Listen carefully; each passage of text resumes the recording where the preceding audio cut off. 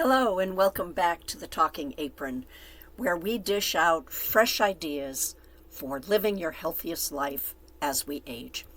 And whether it's to prevent diseases like diabetes, or it's about staying mobile, or improving our memory, or just eating a little bit better so we don't get sick. I'm your host, Ann Bernardin. I'm a lifestyle coach. I'm a passionate, healthy eater and a home cook. I live with type 1 diabetes. I've been a nutrition and wellness teacher, and I'm here to share better habits to meal planning, simplify your cooking, and every episode is packed with some actionable steps so that you can make a real difference in your health journey. So whether you're looking to improve your quality of life or to prevent diabetes or just to feel more confident in your ability to care for yourself, you've come to the right place. So grab your apron, metaphorically or literally, and join me in the kitchen of life, where better health starts with smarter choices. So let's heat up some success together on the Talking Apron. Now, go ahead and go grab your cuppa, and we'll get started. So today, we're putting cauliflower center stage. Why? Because it's one of the most versatile low-carb alternatives to grains and starchy foods.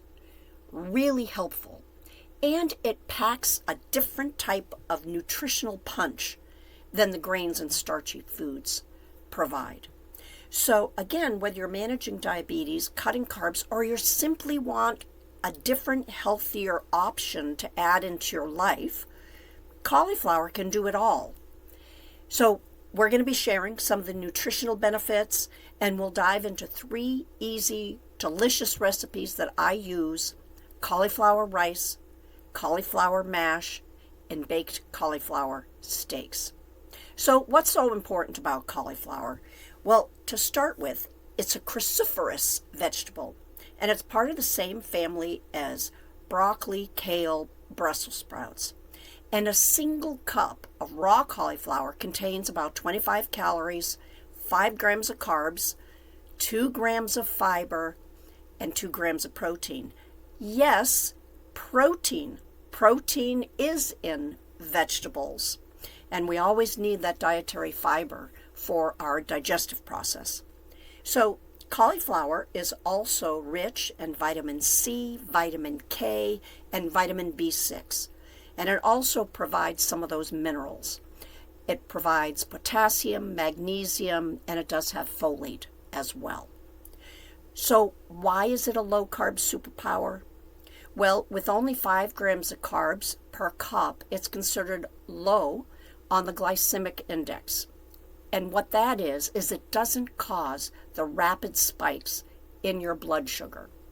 And because of the fiber content, it aids in our digestion, and it promotes that satiety. It promotes that feeling of fullness. So it helps us with portion control and that blood sugar stability. Now here's the other kicker. It's an antioxidant and anti-inflammatory. It has benefits for us for those 2 things. So it helps us detoxify, and it may reduce cancer risk. All right, so let's jump in. First thing is cauliflower fried rice. Now, I'm going to let you know I do the cheating method. And how I use, well, I'll give you the recipe ingredients in a minute, but the first thing is it's a great takeout rice put in cauliflower rice. Again, only 5 grams of carbs compared to 45 grams in traditional rice. Now, the recipe calls for about a head of cauliflower, a medium head. But I say no, no, no. You go to the grocery store, and I have found a bag of riced cauliflower at Whole Foods. I think I found one at Trader Joe's. I have a different supermarket here where I live, but you can find it. And what you do is you take your tablespoon of olive oil. I add a little bit of onion and celery and sometimes carrots. If they're raw, I prepare those, put them in the pan in a little bit of oil, and I start it so that the onion starts getting translucent. Now, you can add in bell peppers. You can add in peas. If you're using frozen peas, you wait till the end. Now, this also calls for 2 beaten eggs, soy sauce or tamari, and then you can add in some leftover cooked meat or protein, whether it be tofu, shrimp, chicken, and then that'll add a little bit more protein to it. But what are we doing? We're stir frying the onion, carrot, and celery first. Well, actually, that's not true. I'm going to take that all back. One of the first things I do is I beat the egg and I throw it in the fry pan in a little bit of oil. I cook it through. I do not scramble it. I just cook it straight through over the whole bottom of the pan. If I flip it, that's okay too. Then I throw that onto a cutting board and I slice it up into chunks and I put that on the side. Then I have a frying pan that's already heated, put a little bit more oil. Then you're going to be putting in your onions, your celery, your carrots. You've got those going because those are raw. Then you're going to be throwing in the cauliflower rice. Now, I usually nuke it to take it out of frozen, but it doesn't need to be hot. You're going to throw that into the fry pan. It'll sizzle a little bit because it has a lot of water. It'll also, because of that water gets hot and steamy, it will cook the vegetables the rest of the way, those carrots and celery. Not so that they're mushy, but so they're not as crunchy. You'll be stirring that around. You'll then add in, if you've got peas that are frozen, you'll add in some frozen peas. You can add in the chicken. You can add in the egg, salt, pepper. Maybe not salt if you're adding tamari or soy sauce. And then you're going to stir that all up and let it heat through. And voila, you have yourself an awesome meal. And that is so good for you. And it freezes well, but I just have it for leftovers. And sometimes I'll add some beef broth and have like a little bit of a soup. Or I can even put it in a tortilla. It's kind of Chinese tasting, but you can do a lot of things with the fried rice after it's cooked. So again, you want to have that bag of frozen fried rice. Get your vegetables ready, whether it's onion, celery, carrot. You're going to have your large skillet. You're going to have some oil. You're going to have your mixed eggs. And you're going to put in that protein of choice. The frozen riced cauliflower, it's a great time saver. And it's in your freezer, ready to go at a moment's notice. And a really easy, quick, midweek meal when you want something very filling, yet isn't going to make you feel overfull because the cauliflower digests so fast. All right. Before we get to the next recipe, let's talk about how you can become a part of the Talking Apron community, where we share lifestyle habits that are working for us. We exchange recipe ideas. We have videos and posts on nutritional information from me. I post a couple times a week. And you can find that link to the Health, Habits, and Hope, the Talking Apron Facebook community. The link will be in the description of this podcast. Again, it's called Health, Habits, and Hope on Facebook, as in the Facebook, the Talking Apron community. All right, let's get back to recipe number 2. And this is a favorite of mine. And this is cauliflower mash. Now, I love batch cooking. I do. I'm a single person. I love eating fresh foods, and I like creating different meals with recipes that I can interchange. And cauliflower mash is one of those. It's so simple. And it's a very creamy, low-carb alternative to those starchier foods like potatoes. And again, they have a fraction of the carbohydrates. So you're going to be taking a head of cauliflower.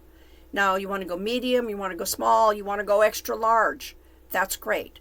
And here's a budgeting suggestion. Usually cauliflower is sold $3.99, $4.99, $5.99 each. Well, don't you want the biggest cauliflower for sale? So you're going to grab the biggest. You can deal with the leftovers. Basically, you're getting more money. You're getting more product for the money.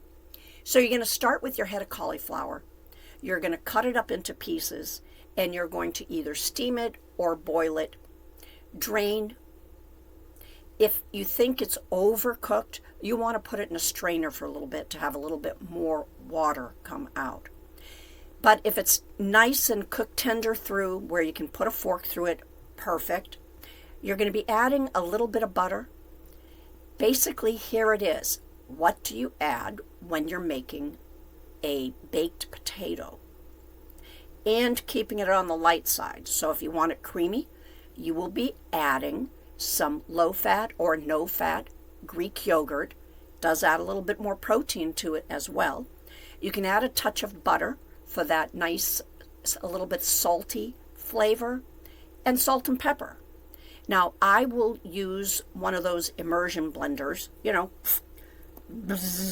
right in the pan.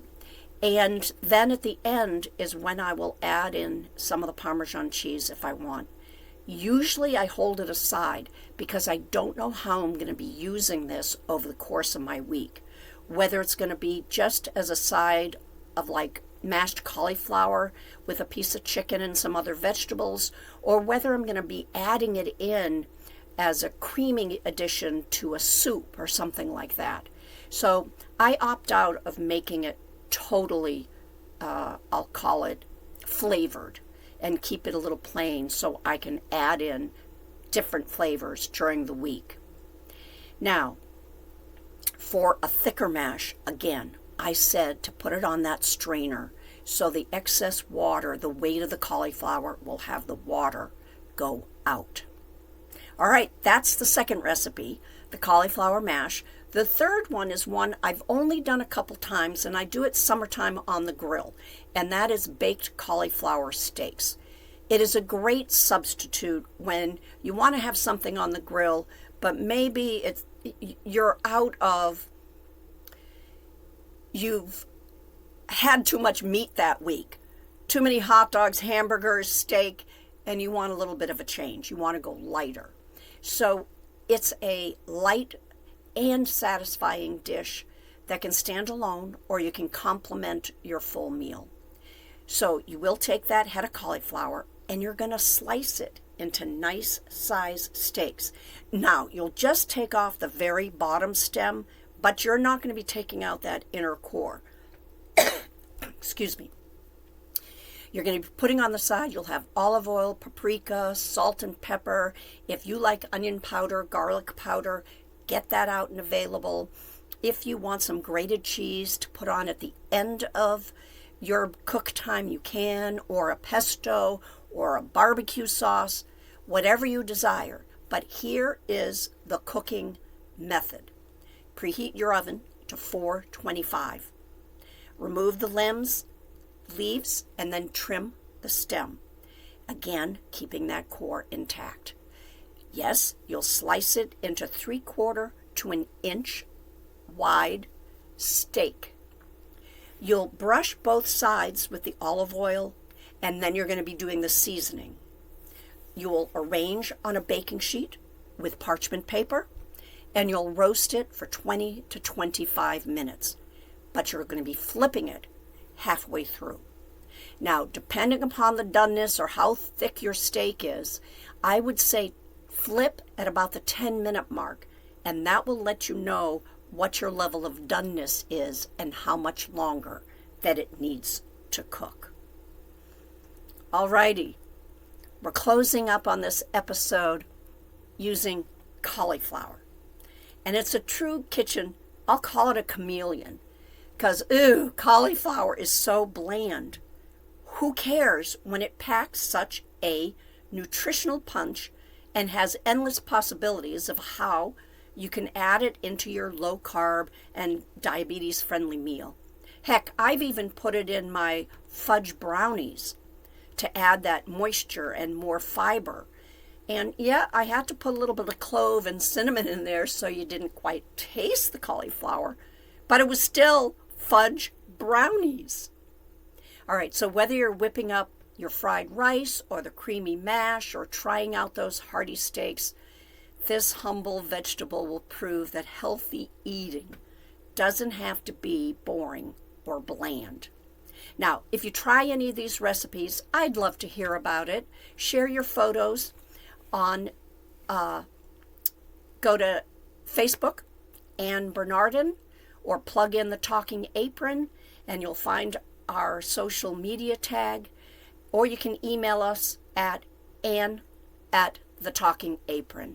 Now, don't forget to subscribe to this podcast, and again, thank you for tuning in.